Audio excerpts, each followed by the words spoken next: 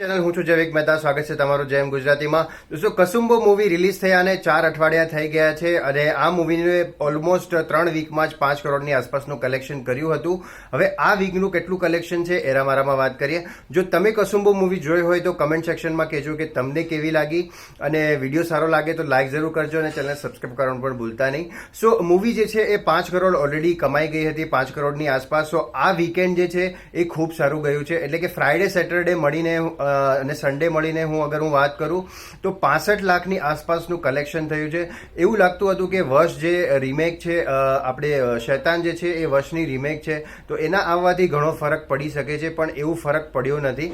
સો 65 લાખનું કલેક્શન આરામથી કર્યું છે આ મૂવીએ. અને હજુ પણ જે 31st મૂવી આવવાની હતી, જે 15 તારીખના પહેલા રિલીઝ થવાની હતી, હિતુ કરોડિયા અને શ્રદ્ધા ડાંગરની, એ મૂવી હવે પોસ્ટપોન થઈ છે 1 અઠવાડિયું. એટલે હજી 1 અઠવાડિયું છે એ વધારે મળી શકે છે આ મૂવીને. સો સારું એવું કલેક્શન કરી શકે છે. સો અત્યારે જે છે એ ઓલમોસ્ટ 6.5 કરોડની આસપાસનું કલેક્શન થયું છે આ મૂવીનું, પણ હજી આગળ વધી શકે છે.